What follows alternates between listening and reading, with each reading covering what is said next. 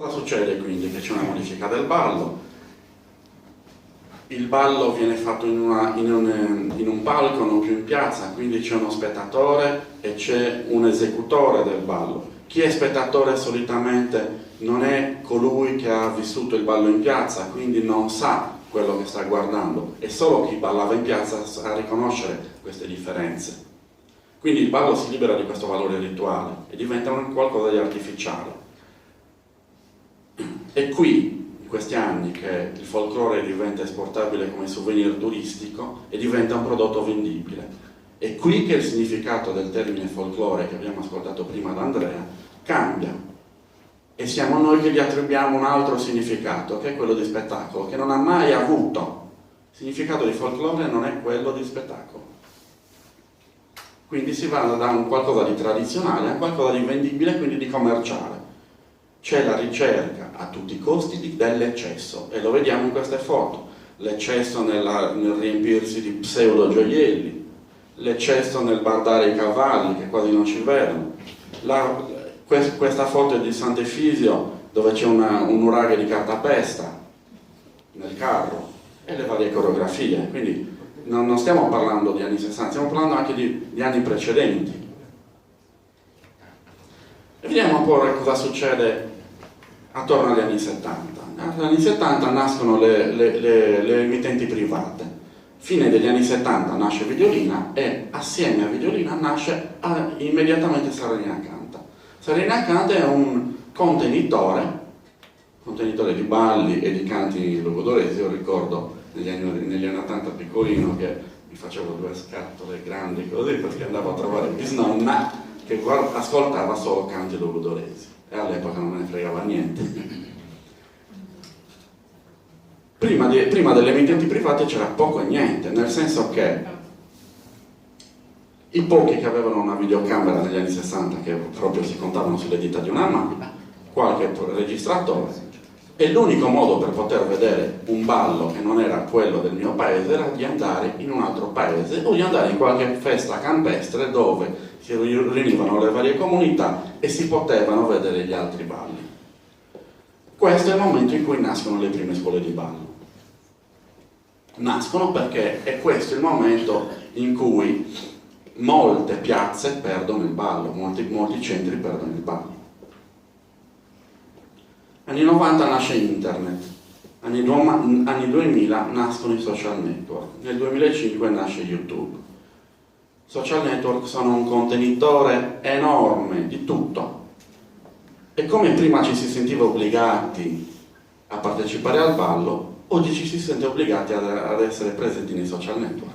Non cambia la situazione. Cioè chi non è su Facebook è estromesso dalla vita sociale fondamentalmente, perché non sa più gli eventi, non sa, logicamente sto un po' esagerando, però fondamentalmente l'idea è questa.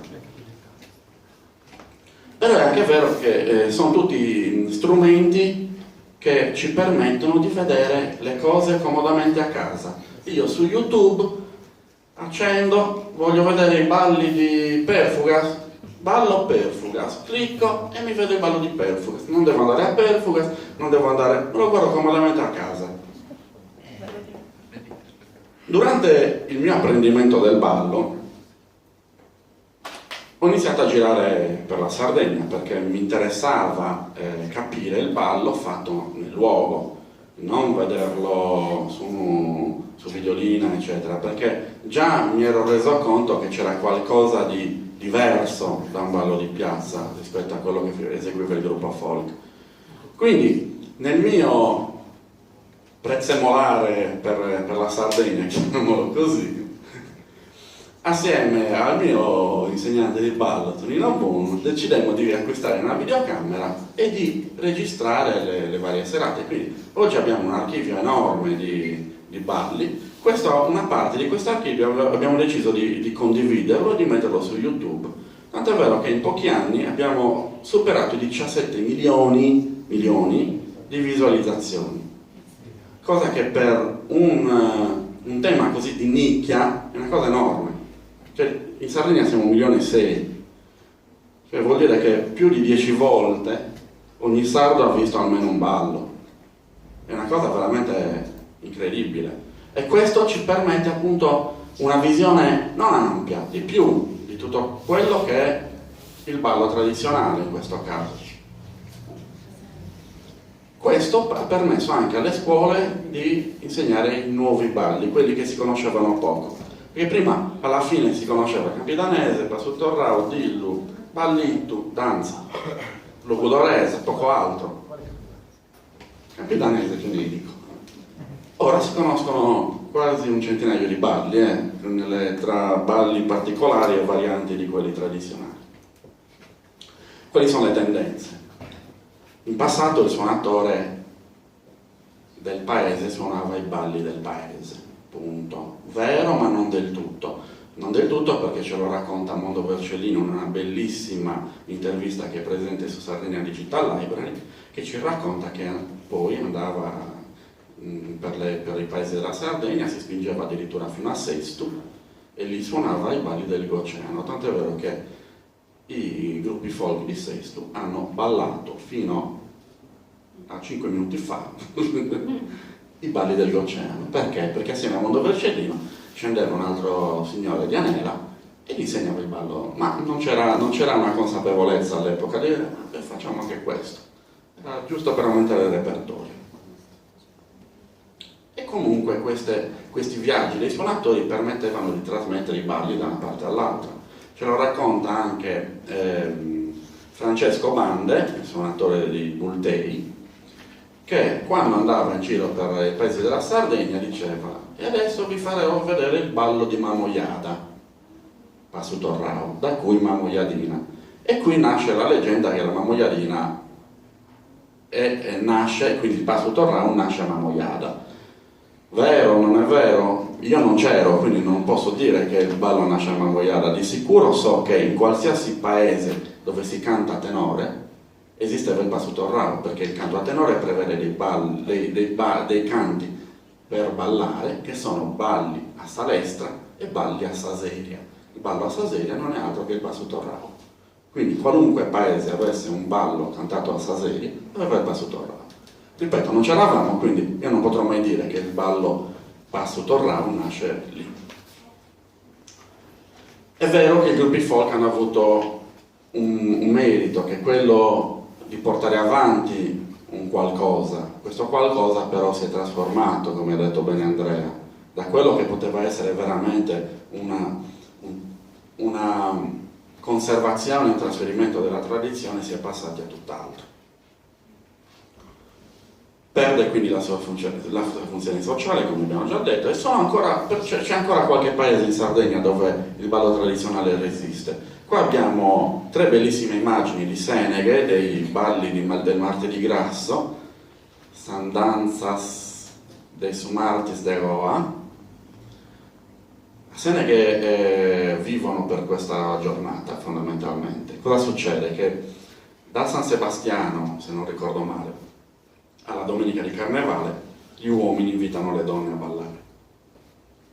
Il martedì grasso le donne rendono il favore con tutti gli uomini con cui hanno ballato i giorni precedenti. E funziona così, che gli uomini si mettono davanti a semicerchio, le donne si stanno dietro, toccano la spalla del ballerino con cui vogliono ballare e iniziano le danze.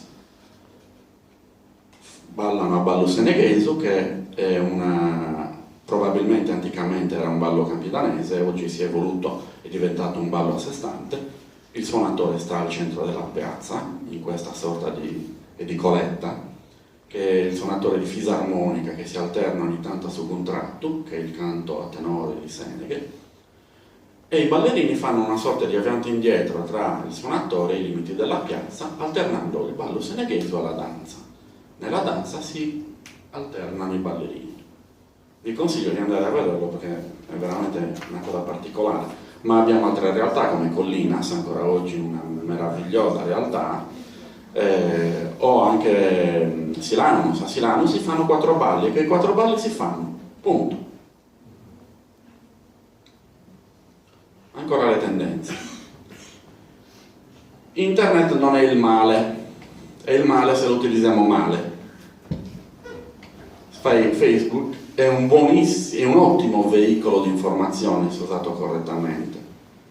E grazie a Facebook, grazie a YouTube, grazie al fatto che sono stati inseriti balli e ci sono informazioni, e si tende ad avere più interesse.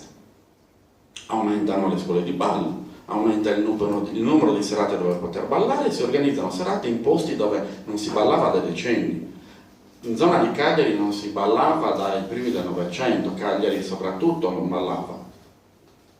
Oggi l'Interland di Cagliari è forse la zona della Sardegna, assieme all'Oristanese, dove si balla di più oggi. Fino a 6-7 anni fa era impensabile questo. Cambia anche il modo di suonare i balli, non c'è più il suonatore singolo, non c'è più il suonatore di launeddas o il suonatore di organetto o di fisarmonica, ci sono i gruppi etnici che apportano nuovi strumenti.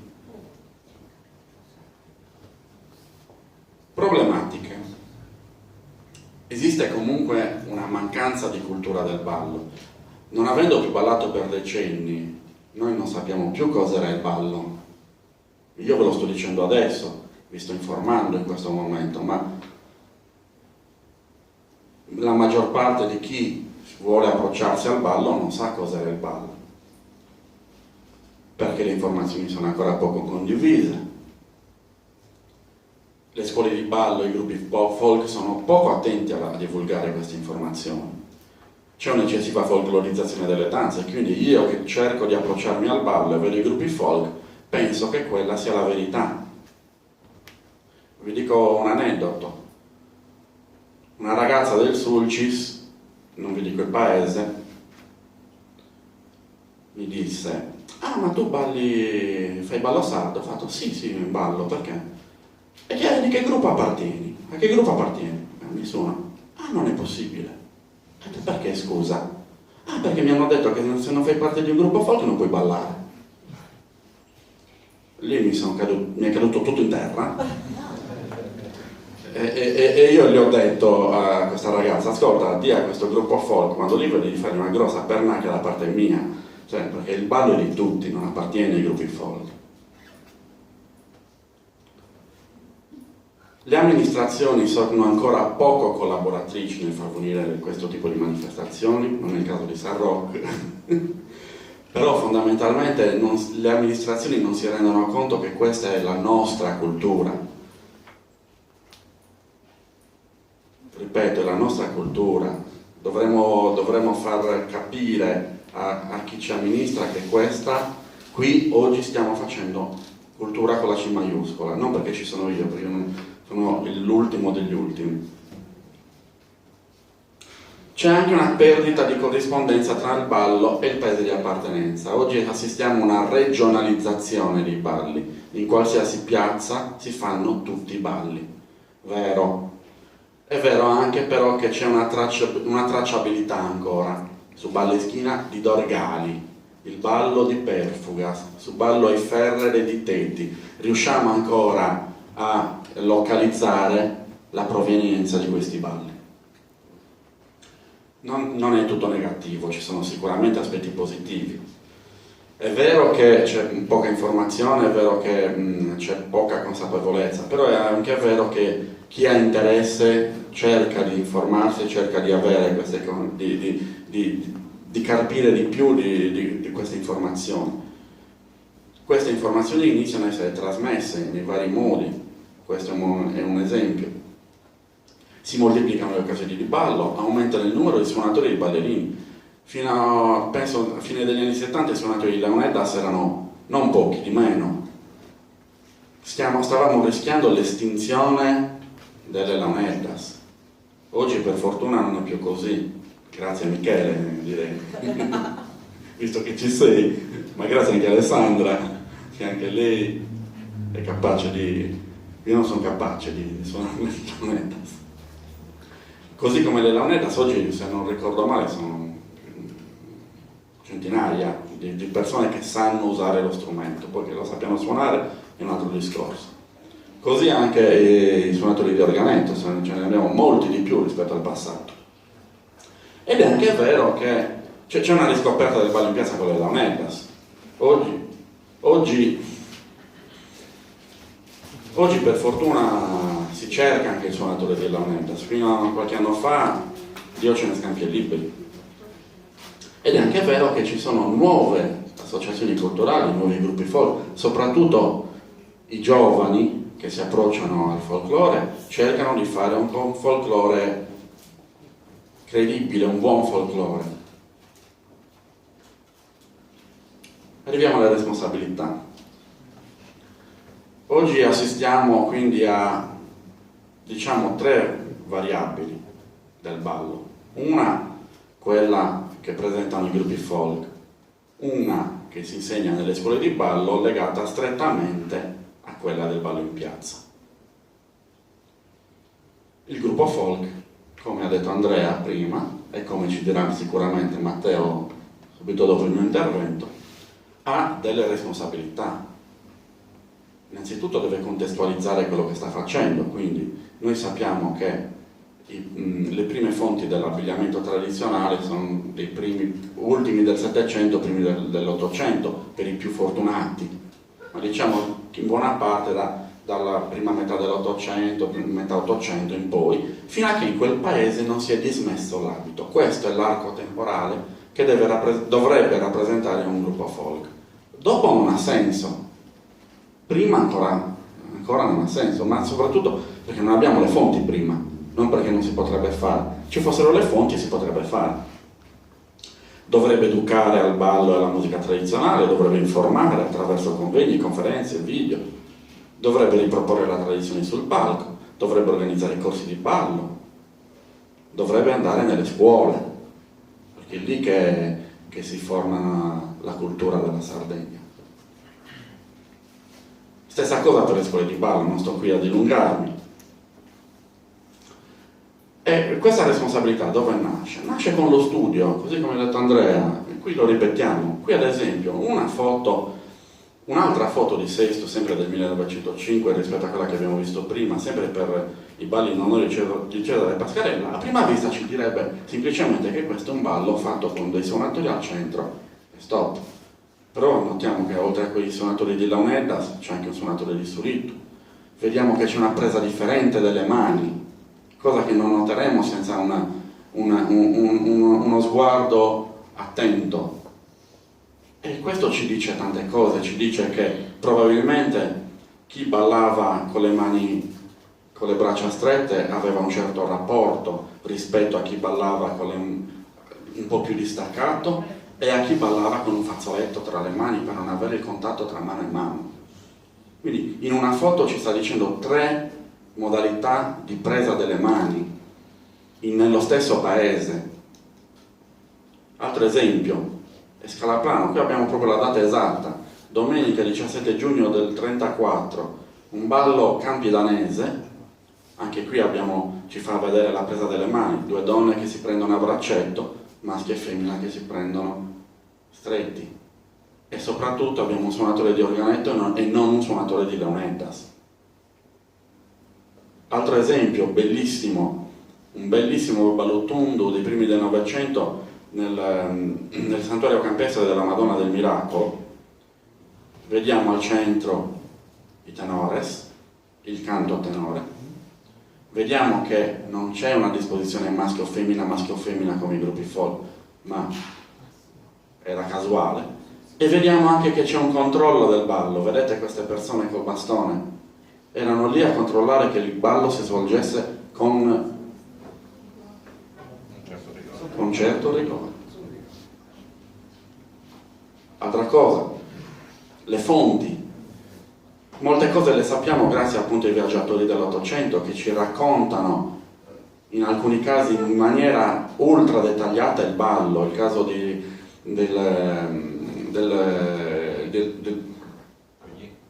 Voulier, no, volevo dire quello che piace a te. Francese, quello che è stato appeso. Non mi veniva, scusate, dell'Esser, che è stato uno dei primi fotografi a venire in Sardegna. Poi ho scoperto che non è stato il primo, perché a Cagliari qualche decennio prima c'è stato un altro francese a venire in Sardegna a fare le prime foto, ce ne abbiamo una del 1841 di Cagliari, e lì sto facendo un'altra bella ricerca che vedremo cosa ci darà. Non spoilerare. E stavo dicendo, abbiamo tantissime informazioni e non è necessario neanche spostarci da casa, perché tutte questa parte sinistra della slide sono tutte cose che si possono trovare in internet. Su Sardegna Digital Library cercate il viaggiatore, vi scaricate il PDF, se volete stamparvelo ve lo stampate, altrimenti ve lo leggete tranquillamente. Sono Gratuite. Quindi non c'è scampo, non c'è bisogno di andare in biblioteca, c'è bisogno di andare in biblioteca, c'è bisogno di andare in archivio per vedere le cose un po' più particolari, però per chi vuole semplicemente approfondire un po' di più la questione è semplicissimo. E poi nell'altra parte abbiamo tutte quelle pubblicazioni successive che si basano sulle fonti per parlarci anche loro di ballo. In primis la pubblicazione di Andrea. Perché mi hai messo a metà? Perché? No, perché l'ho messo al centro. Andiamo avanti. Conclusioni. Allora, non possiamo conoscere quali sono le tendenze future e come si evolverà il futuro del ballo. Sicuramente abbiamo una fotografia di quello che è oggi, quindi possiamo tranquillamente vedere quello che c'è e potremmo fare qualche ipotesi. Però queste ipotesi nel tempo potrebbero modificarsi. Ad esempio oggi, come ho detto prima, ci sono i gruppi etnici che fanno musiche che piacciono, non è detto che continueranno a piacere, ma non sono io a dirlo, è chi sta facendo quell'uso e costume che determinerà il proseguimento che probabilmente diventerà una futura tradizione. Come ho detto prima, come ho detto infatti è la piazza che decide cosa dovrà andare avanti e cosa no, a differenza di un gruppo folk che sa già benissimo cosa deve fare. Quindi cosa possiamo dire? Che oggi abbiamo la possibilità di mantenere quello che c'era prima e di fare altro. Noi non stiamo a dire qui che nessuno deve fare coreografie, no, non sono nessuno per dire che tu non devi fare coreografie. Io chiedo semplicemente che tu mi spieghi cosa stai facendo, perché io, magari che non conosco quello che sto vedendo, devo capire se quello che sto guardando è attinente alla tradizione o no. Faccio un altro piccolo esempio. L'ultimo Sant'Efisio è stato presentato un ballo in missa e poi è diventato ballo Sagrugi. E io mi chiedo perché un ballo in missa, che era un ballo in cerchio, che si ballava la domenica dopo Sa Missa Manna, per quello ballo in missa, diventa un ballo della croce inventato negli anni 60. Mi chiedo il perché. E con questa domanda vi ringrazio.